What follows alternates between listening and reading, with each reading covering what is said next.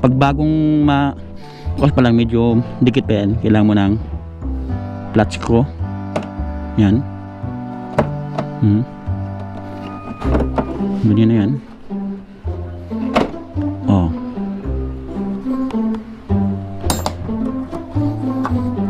Bago mo tanggalin dito, ito muna, ganyan yan, oh. Yan. Tapos tutusukin mo lang yung yan para tanggal mo siya. Tsaka mo ngayon siya iangat.